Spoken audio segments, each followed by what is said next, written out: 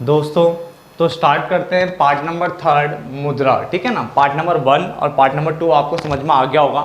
अगर आपने part number 1 और 2 नहीं देखा है अभी तक तो प्लीज़ पहले आप उसे देख लीजिए, क्योंकि पार्ट नंबर 1 बेसिक था।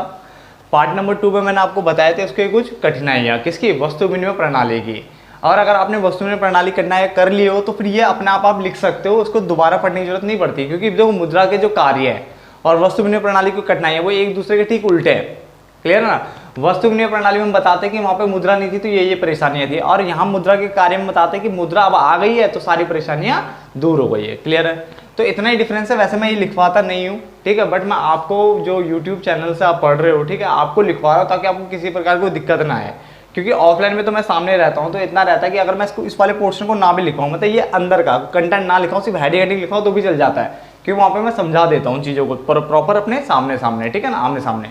बट यहाँ पे क्या मैं आपको लिख करके दे रहा हूँ ताकि आपको कहीं और ढूंढने की जरूरत ना पड़े, यहीं पे आपको सारा कंटेंट मिल जाए। तो हल्की हल्की हिंट समय मैंने दे दी है, तो फटाफट से देखते हैं। पहला पॉइंट देखो, हमने कहा था प्राथमिक कार्य कि जो मुद्रा में हमने पढ़ा था उसके दो कार्य थे, प्राथमिक और गौण। गौण मतलब सहायक कार्य। क्लियर, यानी प्राइमरी फंक्शन और सेकेंडरी फंक्शन। प्राइमरी फंक्शन के अंदर मैं बताऊं तो विनिमय का माध्यम, सबसे पहला पॉइंट ये था। और दूसरा है मुद्रा मापदंड या अथवा मुद्रा मूल्य की इकाई बोल सकते हो, या मूल्य की इकाई, ठीक है ना। जैसे मुद्रा मूल्य की इकाई सही रहता है। तो विनिमय का माध्यम की अगर हम बात करें तो देखो उसमें लिखा हुआ है मुद्रा विनिमय का सबसे सरल माध्यम है। ये आपको भी पता है, कोई बड़ी बात है नहीं। मुद्रा जो है वो विनिमय मतलब एक्सचेंज का सबसे सरल माध्यम है, क्योंकि इसमें दोहरे संयोग, यानी जो दोहरा संयोग वाली बात होती है इसकी आवश्यकता नहीं होती है। यानी ये नहीं देखना होता कि यार मेरे पास गेहूं है, मुझे उससे चावल लेने, और उसके पास चावल है और उसे मुझसे क्या लेने, गेहूं लेना है। ऐसा कोई ड्रामा है ही नहीं इसमें। पैसा है ना, लो और चुपचाप से अपने घर निकलो। तो उसने बोला मुद्रा विनिमय का सबसे सरल माध्यम है क्योंकि इसमें दोहरे संयोग की कोई आवश्यकता नहीं होती। यह वस्तुओं तथा सेवाओं का क्रय विक्रय, क्रय मतलब होता है खरीदना, विक्रय मतलब बेचना। तो खरीदना और बेचने, ठीक है, को करने में क्या एक सरल माध्यम का कार्य करती है। यानी यह वस्तुओं का क्रय विक्रय करने में क्या करती है, एक सरल माध्यम का कार्य करती है। तो इतना कोई बड़ा इशू नहीं था, आप इसे अपनी मर्जी से और बड़ा चढ़ा के लिख सकते हो। क्लियर। अगर आपको एग्जाम्पल दें तो आप एग्जाम्पल भी दे सकते हो अपनी मर्जी से बना करके। मुद्रा मापदंड अथवा मूल्य की इकाई। अब इसमें क्या लिखवा है कि वस्तु विनिमय प्रणाली में मूल्य का माप करना है। यानी मूल्य का माप करना क्या होता था, बहुत कठिन होता था। वस्तु विनिमय प्रणाली में मूल्य का माप करना बहुत कठिन होता था, ये भी हमने वहां पढ़ा था। इसके अंतर्गत एक वस्तु का माप दूसरी वस्तु को माना जाता था। ये भी मैंने बताया था कि एक वस्तु का माप क्या होता था, दूसरी वस्तु को माना जाता था, ठीक है। परंतु अब प्रत्येक वस्तु का मूल्य मुद्रा के रूप में क्या किया जाता है, मापा जाता है। अब हर किसी को मुद्रा के रूप में मापा जाता है। क्लियर। मैं आपको दोबारा बोल रहा हूँ, अगर आप जैसे ये लिखते हैं और उसके बाद अपनी मर्जी से कोई एग्जांपल लिखते हो, जैसे पहले ऐसा होता था, एक वस्तु को दूसरी वस्तु माना जाता था, गेहूं को चावल के बराबर माना जाता था, समथिंग आप ये सब लिखते हो। और उसके बाद आजकल ऐसा कुछ करने की जरूरत नहीं है, सीधा पैसा दो और मुद्रा दो और उसके बदले में वस्तु ले लो, ऐसा होता तो बहुत सरल हो गया। ये सब आप बना के लिख सकते हो। क्लियर है, क्योंकि मैं आपको हिंट भी देता चला जा रहा हूँ। डन। चलो गौण कार्य और सहायक कार्य की बात करते हैं, क्योंकि ये दो कार्य तो बहुत आसान थे, ठीक है। तो पहला कार्य इसमें है मुद्रा का संचय। वहां पे जो है ना वस्तुओं का संचय कर पाना बहुत मुश्किल होता था, हमने पढ़ा था। सेम यहाँ पे भी है मूल्य के संचय, यानी मूल्य के संचय का अर्थ है धन का संचय। ये भी मैंने वहां पे बताया था सेकंड पार्ट में कि मूल्य के संचय का अर्थ है धन का संचय। मुद्रा के रूप में मूल्य का संचय करना सरल होता है, यानी आप पैसों की फॉर्म में आप जितने मर्जी लंबे टाइम तक पैसों को संभाल कर कभी खराब नहीं होते है ना, कीड़े वीड़े थोड़े लगते हैं, नष्ट थोड़ी ना होते वो। तो उसने लिखा है मुद्रा के रूप में मूल्य को अगर आपको संचय करना तो बहुत सरल है, जबकि वस्तु विनिमय प्रणाली में मूल्य का संचय जो है वो सुविधाजनक नहीं था। यानी आप इसको वस्तुओं को लंबे समय तक समेट के या फिर क्या बोलते उसे सेव करके बचा करके नहीं रख सकते, है ना, क्योंकि वस्तुओं को लंबे समय तक रखने पर वो या तो नष्ट हो जाती है। वस्तुओं को अगर आपने लंबे समय तक रखा है या तो वो नष्ट हो जाएगी या तो वो क्या हो जाएगी, टूट फूट जाती है। क्लियर है। तो बिल्कुल बेसिक्स है, इनमें टाइम वेस्ट नहीं करते हैं, फटाफट से करते हैं। देखो बहुत सारे ऐसे भी कहते हैं मुझसे कि आप ना पहले लिख लेते हो उसके बाद हमें पढ़ा, तो साथ साथ में क्यों नहीं लिखते हो। देखो साथ साथ में अगर मैं लिखने बैठा ना तो आपको पता है कि जो 10 मिनट में अगर मैं ये चीज़ समझा रहा हूँ तो उसको फिर 20 से लेकर 25 मिनट लगेंगे, क्योंकि लिखने का टाइम भी जाएगा और आपका भी तो टाइम इंपॉर्टेंट है। और ठीक है, मेरा तो देखो उतना ही टाइम लगेगा, मैं रुक के लिखूँ या वैसे लिखूँ उतना ही टाइम मेरा लग रहा है, बट आपका टाइम बच जाएगा। इससे देखो आपको बेनिफिट क्या होगा, या तो जो बचा हुआ काम है उसमें आप कोई और काम कर, जो बचा हुआ टाइम होगा उसमें कुछ और काम कर सकते हो आप, या फिर खेलना कूदना जो मर्जी कर लो, ठीक है। तो काफ़ी टाइम बच जाता है, इसको फटाफट से उतार लीजिए। तो आगे बढ़ते हैं। पॉइंट नंबर देखिए सेकंड, ठीक है ना, गौण कार्य वाले जो सहायक कारक था उसका पॉइंट नंबर सेकंड हमारा स्थगित भुगतानों का मान, स्थगित मतलब भविष्य वाले, ठीक है ना।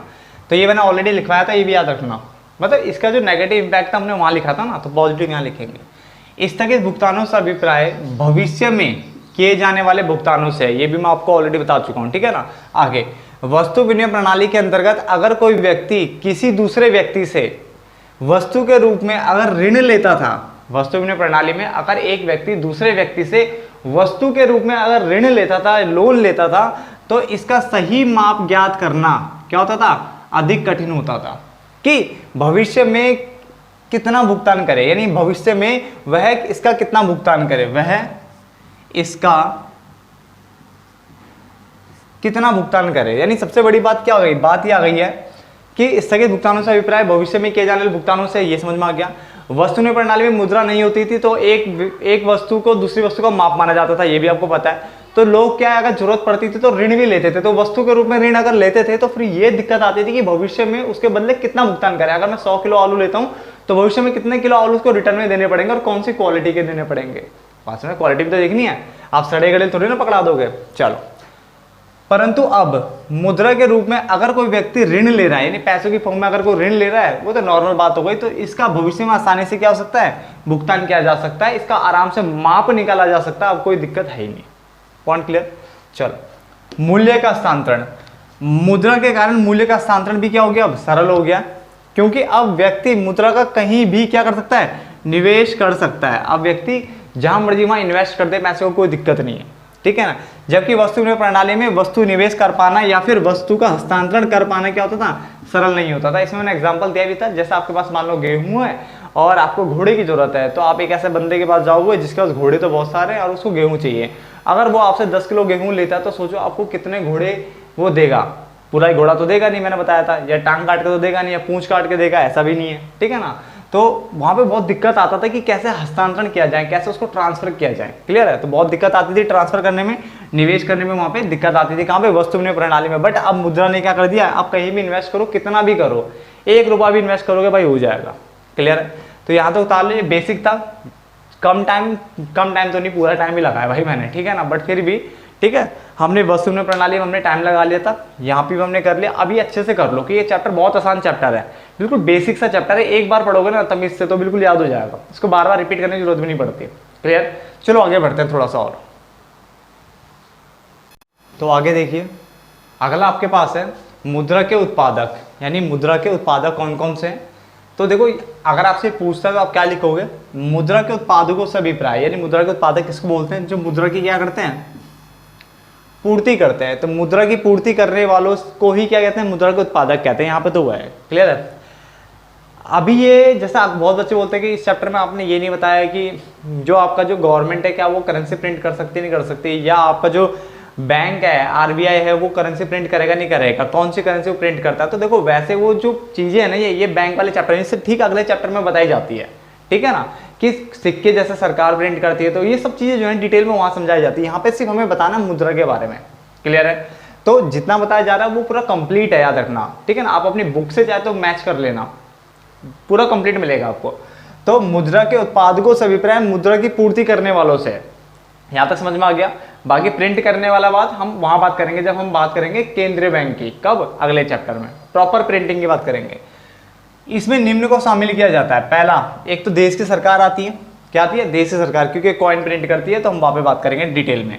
तो देश की सरकार आ गया, तो उसमें मुद्रा के उत्पादकों से अभिप्राय मुद्रा की पूर्ति करने वालों से, इसमें निम्न को शामिल किया जाता है। नंबर 1 देश की सरकार, और नंबर 2 देश की बैंकिंग व्यवस्था, जिसमें मेन जो रोल निभाता है कौन है, आपका केंद्रीय बैंक, क्योंकि ये क्या करता है, मुद्रा को जारी करता है।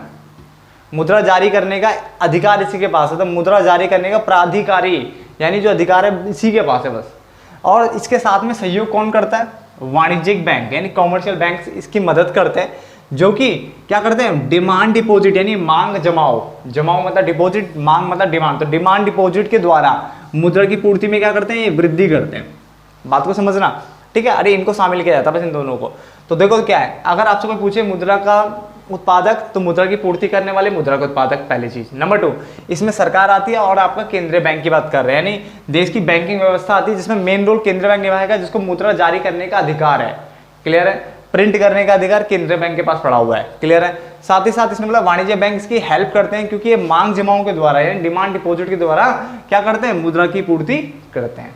क्लियर है। मुद्रा की पूर्ति मतलब उसके सप्लाई करते हैं। अब ये मुद्रा की पूर्ति है क्या, ये समझ लेते हैं कि ये सबसे ज्यादा टीचर को पूछता है। छोटी सी डेफिनेशन है बट टीचर इसको बहुत पसंद करते हैं पूछना। तो आप बोलोगे मुद्रा की पूर्ति से अभिप्राय, ठीक है, इसमें थोड़ा ये कर सकते हो देश में, ठीक है ना, या एक देश की बात कर रहा हूं मैं, तो उसने बोला मुद्रा की पूर्ति से अभिप्राय जनता के पास यानी जो लोग हैं उनके पास समय के एक निश्चित बिंदु पर, ये आपको लिखना है। तो हम बोलोगे मुद्रा की पूर्ति से अभिप्राय जनता के पास समय के एक निश्चित बिंदु पर, यानी आप किसी पर्टिकुलर पॉइंट ऑफ टाइम की बात करोगे। क्लियर है। तो समय के निश्चित बिंदु पर कुल मुद्रा की पूर्ति से या कुल मुद्रा की मात्रा से या स्टॉक से है। क्लियर है। तो स्टॉक बोल लो, भंडार बोल लो, ठीक है ना, मात्रा बोल लो, एक ही बात है। तो जनता के पास ना समय के निश्चित बिंदु का मतलब हो गया जैसे आप एक साल की बात कर लो या अभी की बात कर लो, ठीक है ना, जो भी आप एक पर्टिकुलर टाइम फ्रेम को पहले लो, तो उस टाइम फ्रेम के अंदर जनता के पास देखो कितना पैसा पड़ा हुआ है। तो जितना भी मुद्रा का स्टॉक पड़ा हुआ ना, सब क्या आपकी मुद्रा की पूर्ति है। तो बार बार रिपीट करूंगा कि मुद्रा की पूर्ति से अभिप्राय जनता के पास समय के एक निश्चित बिंदु पर कुल मुद्रा की मात्रा से है। क्लियर। इस वीडियो को यहीं पे रोक लेते हैं। अब एक सिर्फ लास्ट पार्ट बनेगा क्योंकि बहुत छोटा चैप्टर था, 2 चैप्टर बिल्कुल एक जैसी चीज़ों में खत्म हो गए। हमने ये पार्ट भी उसी तरह से खत्म कर दिया। अब लास्ट है जिसमें छोटी छोटी चीज़ें हमें पढ़नी है और चैप्टर को हम खत्म करेंगे। क्लियर। अगर आपको हमारी वीडियो पसंद आ रही तो प्लीज़ इसको लाइक शेयर करना ना भूलें और हमारे चैनल को सब्सक्राइब करना ना भूलें। धन्यवाद दोस्तों।